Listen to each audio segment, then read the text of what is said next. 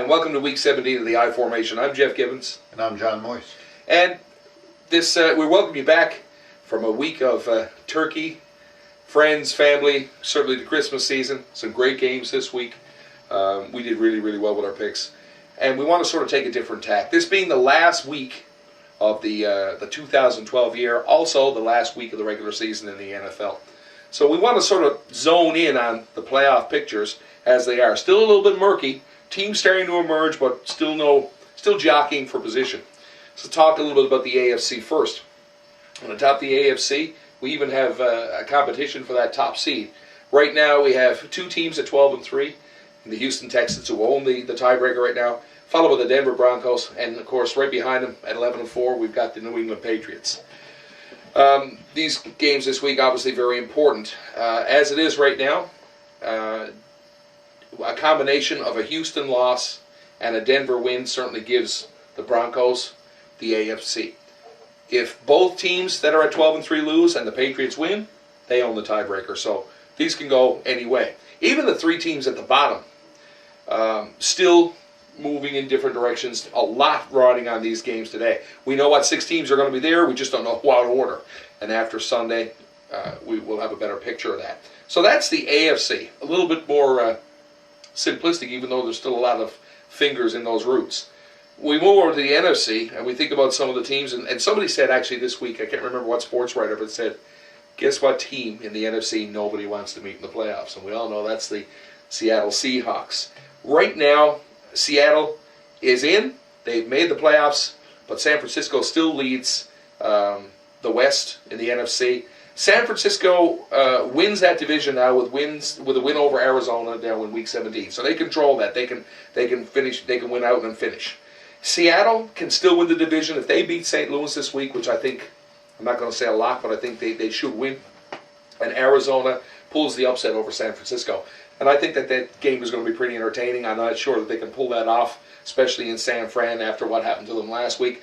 But that can still have, that tie this year is not boding well. And ironically, it's the St. Louis team that Seattle's actually having to face that caused all the grief for San Francisco this year, the 2 games they played. Green Bay is now the 2nd seed by virtue of what happened last week. They leapfrogged over San Francisco, and they now hold a first-round bye if they can hold court this week. They secure that with a win over the Minnesota Vikings this week in Minnesota. So that can keep them where they are. And now we've got Washington right now, who leads the NFC East. But in Week 17, they play the Dallas Cowboys for all the marbles. Dallas still, because of the Giants' loss last week, holds an opportunity to win that division. So head-to-head, down to the last game. Another team that I wouldn't want to meet in the playoffs right now are the Washington Redskins, and I think everything has just come together for this team. We've been talking about them incessantly over the last few weeks.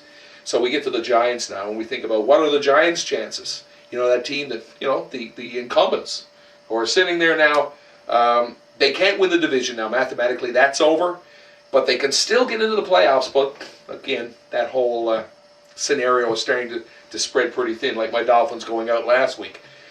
They need to win this week in Philadelphia, and they have to have, in addition to that, they have to have the Minnesota Vikings, the Chicago Bears, and the Dallas Cowboys all to lose. Because remember, we're knotted up with all those teams with the same record over there in the NFC. So this has become a real squeaker.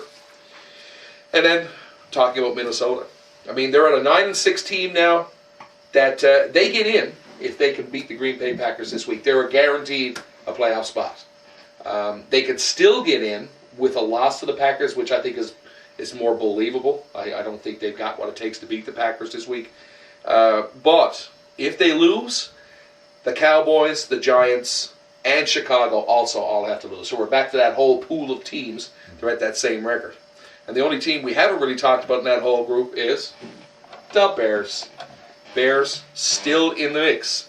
A dangerous team. Any of these teams, and I'll make this comment before about any given Sunday, any team that gets into the postseason can make noise. It all depends about peaking at the right time. I think there were a couple of teams out there that are peaking at the right time. When we think about Denver, well, they haven't stopped peaking. The Washington Redskins, right? the Seattle Seahawks. All of these teams with momentum now going into a playoff round where anything can happen, and you win it one game at a time. But Chicago can still make it with a win. They're, like you said to me earlier this week, it's not a lock. They're in Detroit. It's going to be a tough game for them. I think that they can still do that. But Minnesota still has to lose to the Packers, which we think is still a fairly viable scenario. So, did we tell you anything different from what we told you week one? No, not so much, because still there's that much dynamic. There's that many changes that could happen. So this Sunday's games, action-packed, lots of things to think about. So that's our take on what's going on so far. Now what we're going to do in the next segment is we're going to tell you what teams we think are going to win. And surprisingly, we are virtually the same again this week. I'm going out on one limb, and we'll talk about that when we return. Anyway, what he said. Welcome back, and now we'll make our picks for Week 17, starting with the Baltimore Ravens at the Cincinnati Bengals. What do you think? I'm liking the Bengals this week, only because I think the chances of either one of these teams moving a lot in these playoff scenarios, not that likely.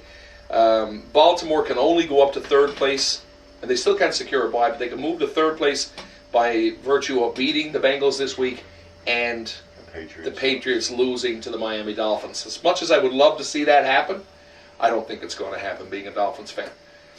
So I think, and Ray Lewis is activated this week, as we mentioned on the site, but he is not playing this week against Cincinnati. I think they rest him, given that they're probably going to be the number 4 seed. I don't see New England losing to Miami, so and they may actually rest some of their starters in the second half as well. I wouldn't be surprised to see Ray Rice sit down in the second half. They're going to rest up for the playoffs. For that reason, I think Cincinnati's playing some great defense lately too. That's they're a team, another team that I should have mentioned when we talked about momentum going into the playoffs. Absolutely, I think Cincy wins this game, but it is a potential playoff matchup in the first round, though. If everything falls into place, the only thing is Baltimore will have the home field advantage at that point, and probably Ray Lewis. So slightly different sets of odds maybe in Vegas. Next, we got Chicago going into Detroit, a huge game for the Chicago Bears here. As we said, they have to have that and the Coke on the side to get into the playoffs. How do you see the Bears this week? I see the Bears winning this week in a close game against the Lions. This is always a close game, this divisional rivalry, and I think the Bears will win it, but they're going to get a scare here. I think they might have to come back to win this game, and 3 or 6 points is going to be close anyway. Stafford's going to throw 2 interceptions, just saying. Probably one in the first half, one in the second half. We'll paint the picture. But I think that Chicago defense is going to be huge in controlling the number of points that Detroit will put up, and possibly even putting points on the board. Remember, that's how they win games, turnovers. So Jacksonville is then in Tennessee in a game that really means nothing in the playoff picture. But Jacksonville has been terrible. They have. So Tennessee. Well, Tennessee has had some shimmers of brilliance. Every now and again. Yeah. Well, and they're at home. Once or twice. Yeah. They're at home. They're at home. For that reason, I'll pick Tennessee. Me too. Next. That's about it. Yeah. Cleveland is in Pittsburgh for the rubber match now. And scared to death of this pick because you got 2 teams not making the playoffs. Cleveland Browns already beat Pittsburgh once this year at home, which I call, I believe. And the Pittsburgh Steelers, a beaten team, Roethlisberger says this week, he takes full responsibility for the teams not making the playoffs. I think you got a morale issue. But at the end of the day, you got a team that's at home. Yeah, I think Pittsburgh's going to win this game. The playoffs are really not going to be the same this year without the Pittsburgh Steelers in there. They're a great defense. I think yardage-wise, they might still be ranked number 1 in the game for yardage allowed. So, unfortunately, the Steelers got knocked out last week. I think they'll come back and beat Cleveland this week, though. I see this as a fairly close game. I think Cleveland comes to play. Cleveland has been misaligned. I think they played better ball in the second half of the season, and we've had the moments of talking about it. But yeah, you're right. Pittsburgh no close. If they had a different coach, they might have made the playoffs. Next, we got the Jets going into Buffalo. Speaking about new coaches. Yeah, really. Again, no playoff implications here. 2 teams that have really wallowed in mediocrity all year. They have. I just think Buffalo at home, and again, that's what I say. I see a New York Jets team that's just unable to produce offense unless they're getting something on the ground with Sean Green, Sanchez, McElroy played slightly better, but you've got a lot of issues going on in that room, and I just don't think this team has got anything here and now or here to be able to win this game. I give the edge to Buffalo. Yeah, I give the edge to Buffalo too. Ryan Fitzpatrick trying to hold on to a job for next year, and I think C.J. Spiller would have a big game on the ground too. Okay. I'm going to go with Buffalo in a close one. Next, we got Tampa Bay in Atlanta. Another dome game. But you know what?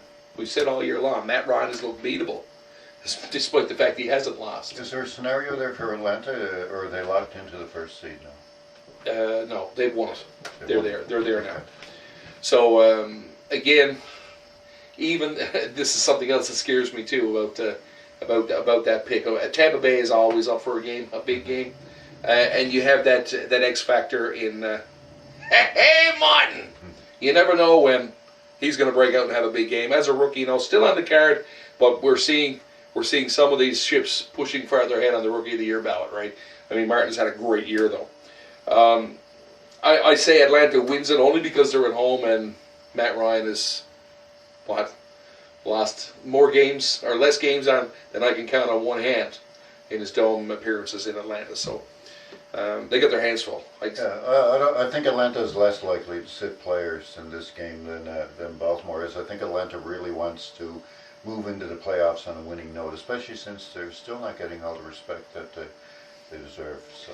And until they win one, they're not going to. History due to repeat it if we don't learn from it. Okay, so now we've got Carolina going into the Big Easy to play New Orleans. Scared of this one. Yeah. And how about the snub from Drew Brees? Didn't even make the Pro Bowl this year, even with all those numbers? Wow, I didn't know that. There was a few surprises. Well, we can take a second.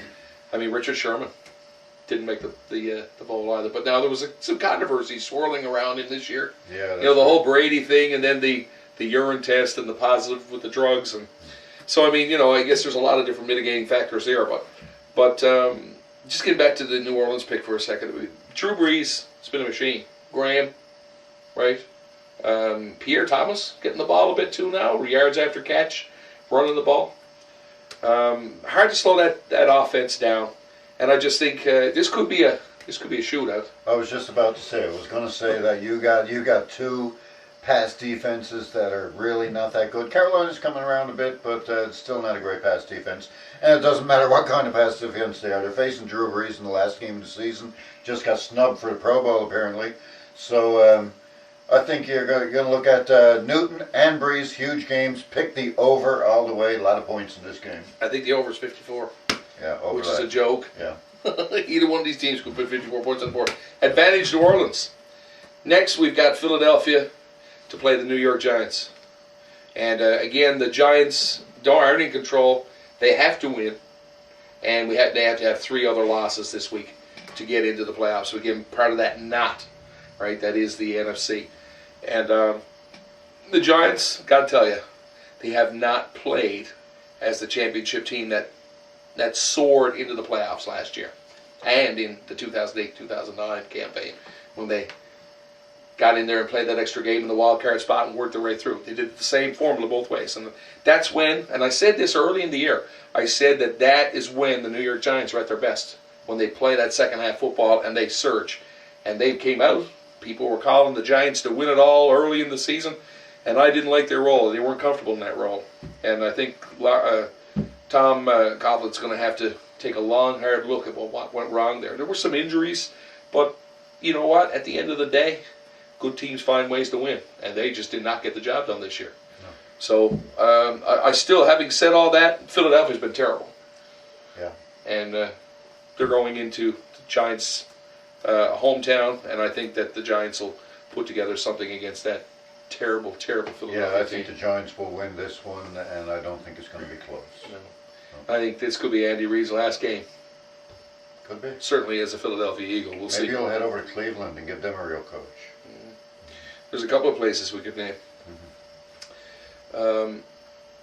Back to where we were. So we said, okay, this next one here, the Houston Texans, swirling in controversy now, like I say, of being on the top of the mountain and potentially falling off, playing in Indianapolis, playing the Colts. And this is the one game that we don't agree on. And we've discussed this. I mean, week 17 of the year, sometimes you're going to have teams sitting players. I don't think Houston can afford to sit players. But by the same Especially token, coming off a loss last week, they really have to. they need to They had get to back. win to get that first round. Yeah, so this is important to them. But Indianapolis still, I think, just from the experience perspective, I think they have to go with Andrew Luck. I think they have to play the game that got them where they are, got them to 10-5. And I'm just thinking about the implications. There was always implications. Like so the AFC is a complete knot right now. Two echelons, the top and the bottom.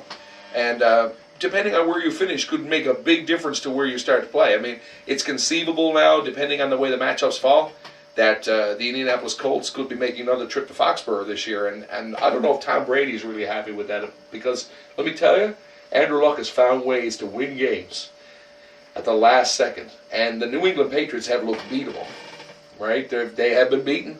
San Francisco took it out of them there a couple of weeks ago. Games have been close. And I mean, you look at some of the games like they played against the Dolphins, that was one touchdown. There were several like that during the season. They lost 2 games by 1 point this year. So I think that Indianapolis always exciting to watch. They're at home. They've got the crowd behind them. They've got that rookie quarterback that has taken that entire team and rallied them around. And I am picking the Indianapolis Colts this week as the upset of the week to beat the Houston Texans and cause all kinds of grief with the top 3 seeds in the AFC. That's my call. I like your call, but I disagree. And the reason I disagree is because what Houston does have is a fantastic pass rush, especially with J.J. Watt leading the league and batting down balls and always in the quarterback's face. And I don't think that Indy has that great a running game. So they're going to, most of their offense comes through the air. And I think with the pass rush that the Texans have, I think that Houston will beat Indy. But it'll be a close one. Look to Reggie Wayne. I like the defense.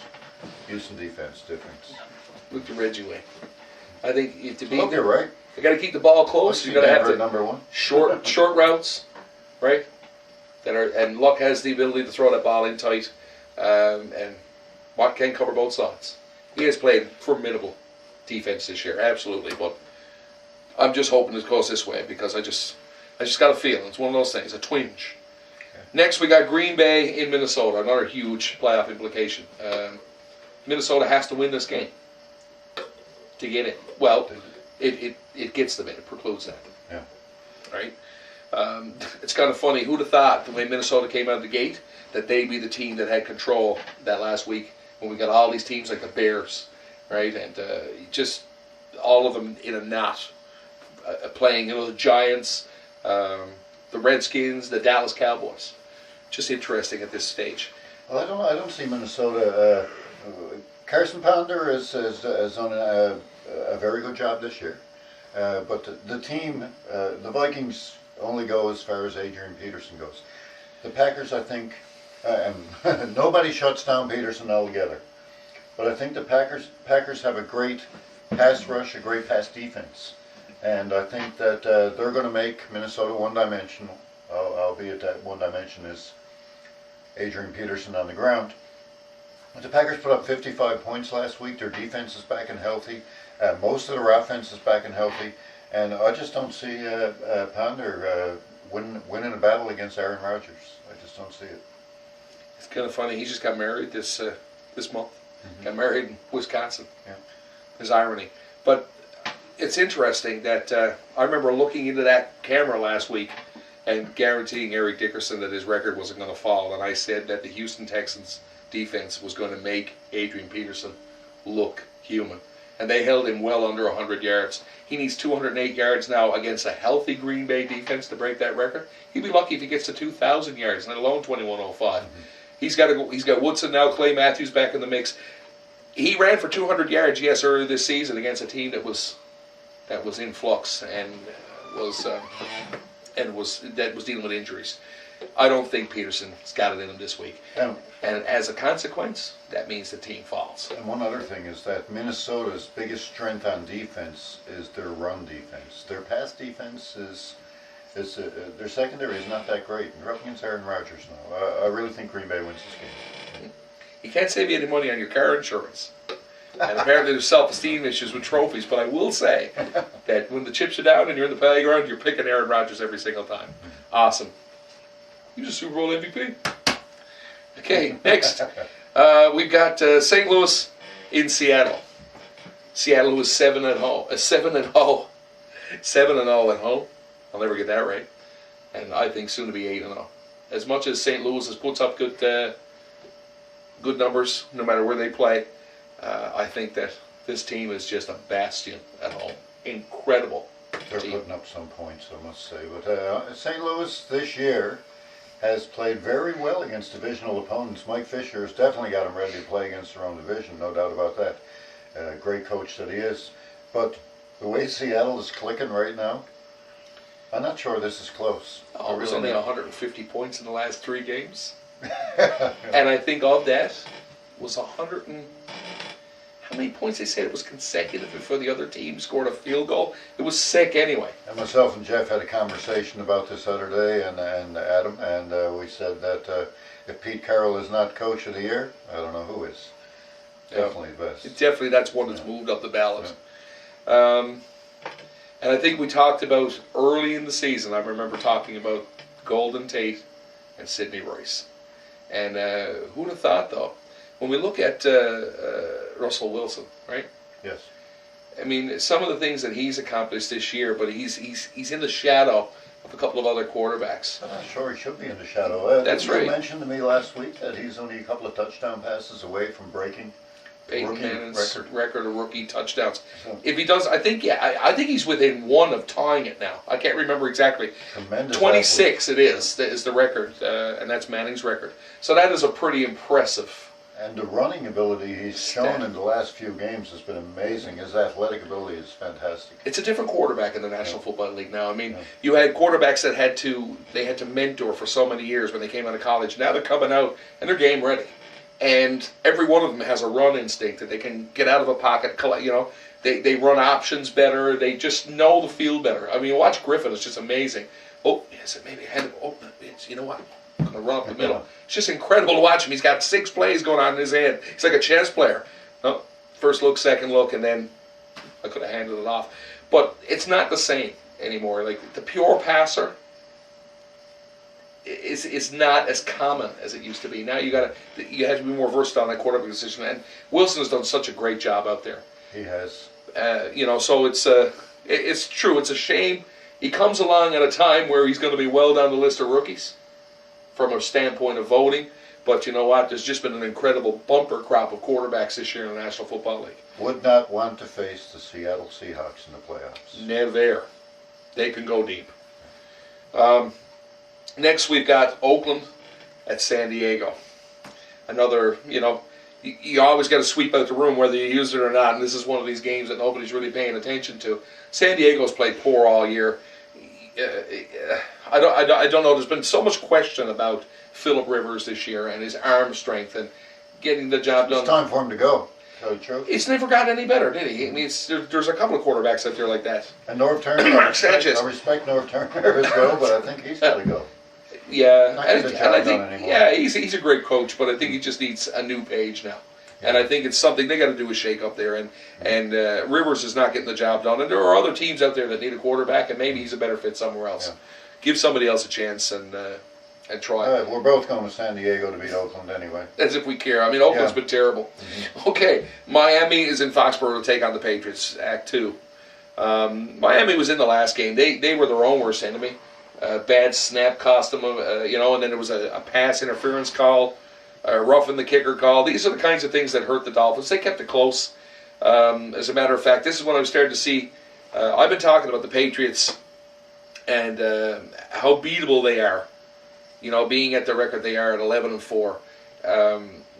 If you call that a weak 11-4, and I'm not just hammering the Patriots again for saying their secondary is suspect, right. And it's been proven in the games that they've lost and the defense that have been successful against that O-line that when you rush Brady, he makes poor decisions.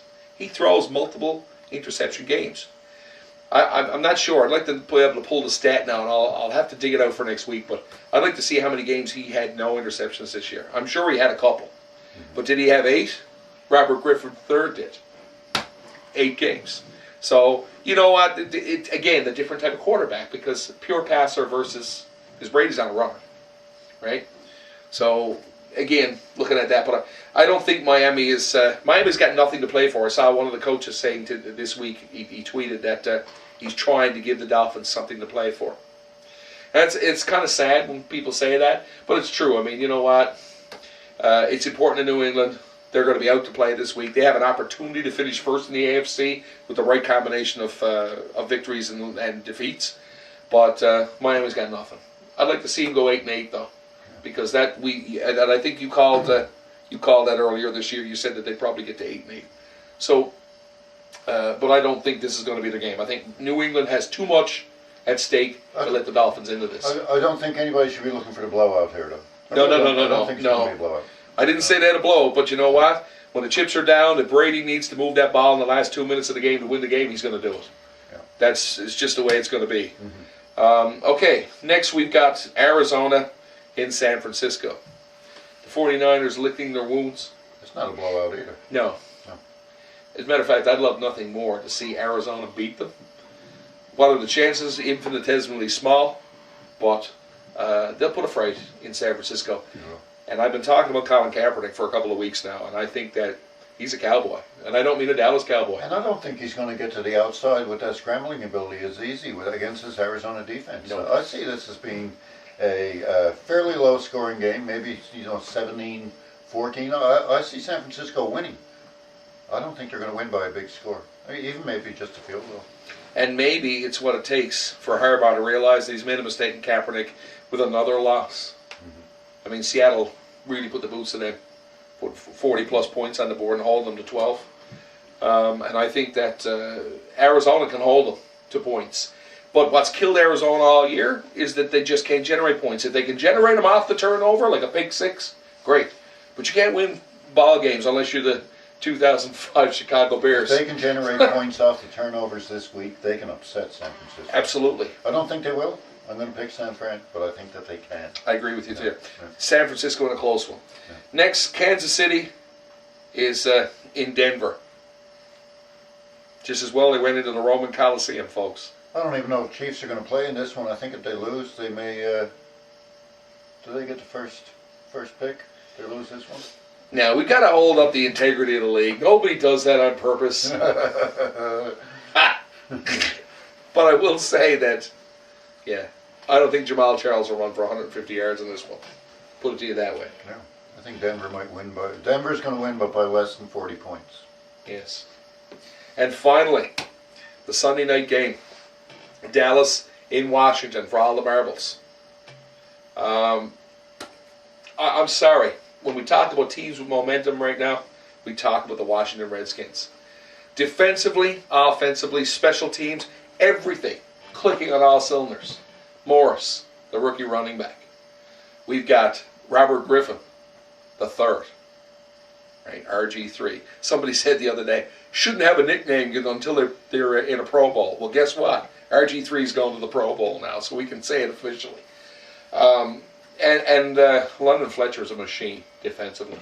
I think Washington's defense is what's got them this far. I really do. And we all talked about that. Yeah, you're right. How that was so slack at the beginning of the year when they lost to Rakpo and there was another guy. Yeah.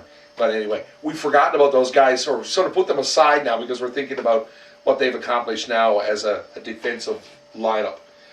You're right. They're great defensively, and they can force a turnover, they can force a fumble, and let me tell you, ground and pound football team. I love watching them play. Morris is like a grease pig. Right? He is, man. He gets those extra couple of yards. He puts me in the mind of Ray Rice, 4th and 29. You know, like he's going to push, right? Yeah, that was one for the ages, wasn't it? Yeah. Still hope that makes the highlight reel this year.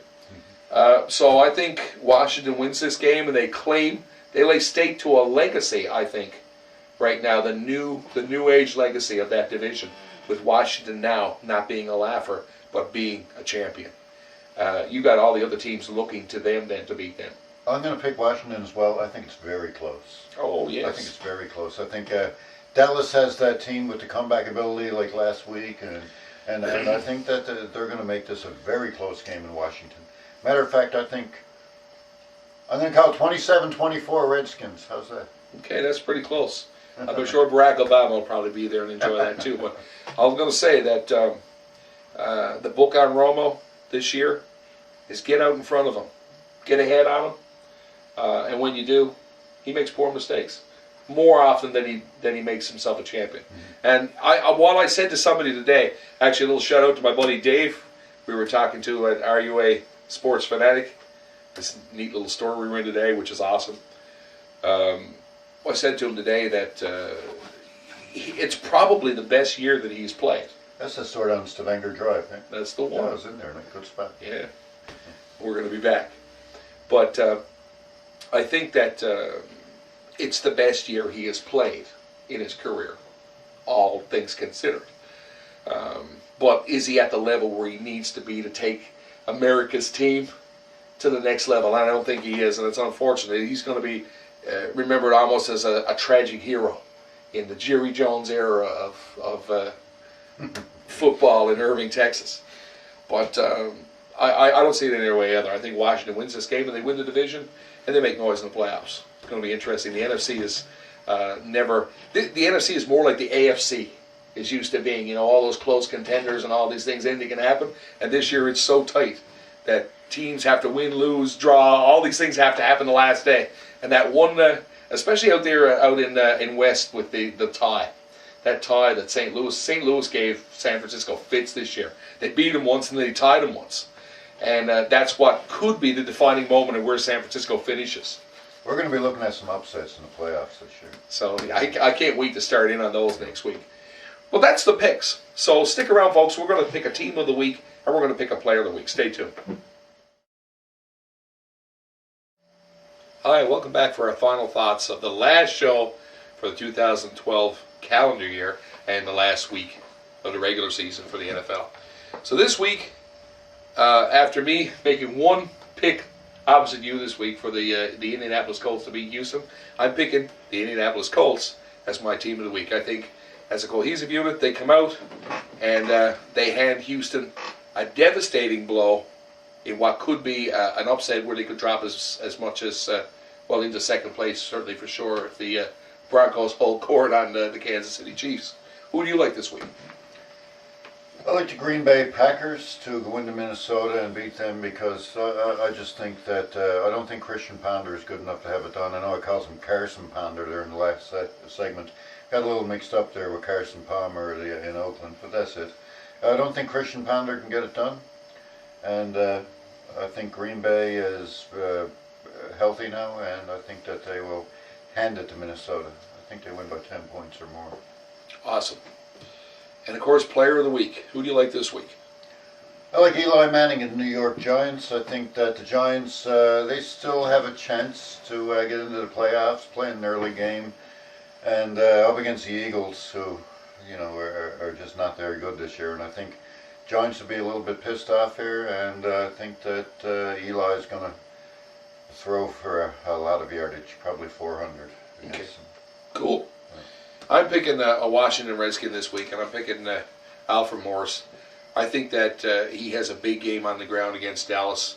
They need to establish that run in order to be effective so that Griffin can work his magic. So I'm picking him to have a big week on the ground. I like it.